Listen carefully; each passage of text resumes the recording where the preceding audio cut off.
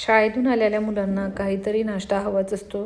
तसंच आपल्यालासुद्धा चहासोबत काहीतरी छान खायचं असतं, पण दरच वेळेला आपण तळलेले पदार्थ खाऊ शकत नाही किंवा बाहेरून विकत आणलेले पदार्थसुद्धा खाणं योग्य नसतं. तर अशा वेळेला झटपट असा बनणारा नाश्ता मी आज तुमच्यासाठी घेऊन आलेली आहे. काय ते बघण्यासाठी लगेच चॅनलला सबस्क्राईब करा आणि व्हिडिओला लाईक करा. इथे एका भांड्यामध्ये मी घेतलेला आहे 1 कप रवा. एकदम बारीक रवा घ्यायचा आणि जर बारीक रवा नसेल तर एकदा मिक्सरला फिरवून मगच रवा वापरायचा. त्याच्यामध्ये मी अर्धा कप दही घेतलेलं आहे. ताजं दही असावं, खूप जास्त आंबट दही घ्यायचं नाही. आणि हे सगळं आपल्याला मिश्रण जे आहे एकत्रित छान मिक्स करून घ्यायचं आहे. दह्यामध्ये थोडंसं पाणी घालायचं आणि मग आपण ते पाणी या मिश्रणामध्ये घालायचं आणि हे छान असं एकत्र करून याला भिजण्यासाठी 5 ते 10 मिनटं ठेवून द्यायचं. तर रवा भिजण्यासाठी 10 मिनटं वेळ लागणार आहे. तर हे आपण झाकून ठेवलेलं आहे. आता त्याच्यानंतर आपण इथे एक पेस्ट बनवणार आहोत. हो, इथे मी बनवते ढोकळा. त्याच्यासाठी इथे मी 4 ते 5 लसणाच्या पाकळ्या घेतलेल्या आहेत, 2 हिरव्या मिरच्या घेतलेल्या आहेत आणि 1 वाटी हिरवे मटर किंवा वाटाणे घेतलेले आहेत. ताजे मटर आहेत, पण मी हे फ्रीझरला ठेवते, त्याच्यामुळे तुम्हाला याच्यावर पाणी दिसतं. आणि छान अशी बारीक पेस्ट झालेली आहे. हवं तर तुम्ही थोडंसं पाणी घालूनसुद्धा ही पेस्ट बनवू शकता. त्याच्यानंतर बघा इथे मी हे स्टीमर तयार करून घेते, कारण स्टीमर आपला रेडी असणं खूप महत्त्वाचं आहे. तर स्टीमर मी तयार करून ठेवलेलं आहे. त्याच्यानंतर आपण पुन्हा आपल्या भिजवलेल्या रव्याकडे येऊया. आता या रव्यामध्ये आपण जी पेस्ट बनवलेली आहे ती घ्यायची, मिक्स करायची, छान मिक्स करायची.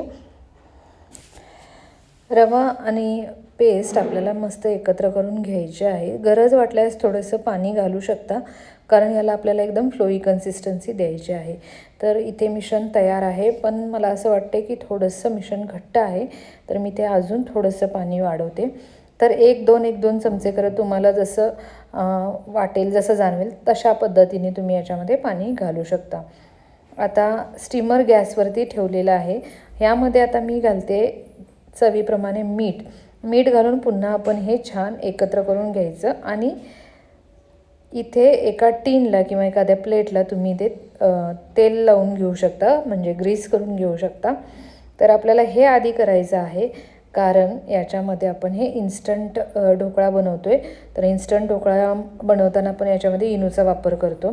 जसं की आता मी इथे इनो घातलेला आहे. हे ॲक्टिवेट करण्यासाठी त्याच्यावरती मी थोडंसं पाणी घातलं आणि हे चांगलं मिक्स करून घ्यायचं. तर आपण आधी स्टीमर गरम करून घेतला आणि डब्यालासुद्धा आपण आधीच तेल लावून घेतलं. याचं कारण इतकंच की जेव्हा आपण इनो घालतो तर तेव्हा मिश्रण आपल्याला रेस्ट करायला ठेवायचं नाही. 1 ते 2 मिनटं चांगलं हलवून लगेचच त्याला आपल्याला शिजवण्यासाठी ठेवायचं आहे. तर इथे बघा मी थोडंसं टॅप केलेलं आहे आणि याच्यावरून छान मसाला बुरबुरायचा. तुम्ही लाल तिखट, मिरची पावडर किंवा तुमच्याकडे दुसरा कोणता मसाला असेल तर तोसुद्धा बुरबुरू शकता. याच्यामुळे ढोकळा दिसतो छान आणि चवीलाही छान लागतो. तर हे मिश्रण तयार आहे आपलं मटर रवा ढोकळ्याचं. तर याला आपण स्टीमरमध्ये ठेवणार आहोत 15 ते 20 मिनिटांसाठी. जर तुम्ही पातळ लेयर लावणार असाल ढोकळ्याचा तर अगदी 15 मिनिटांमध्ये शिजला जातो. इथे मी बरोबर 17 मिनिटांमध्ये हा ढोकळा शिजवलेला आहे. याला टूथपिकनं आपल्याला चेक करायचं आहे. आणि आता चेक केल्यानंतर मी ढोकळा काढून घेतलेला आहे थंड करण्यासाठी. याला चांगला 5 ते 10 मिनटं थंड होऊ द्यायचा आणि मगच याला दुसऱ्या प्लेटमध्ये काढून घ्यायचा.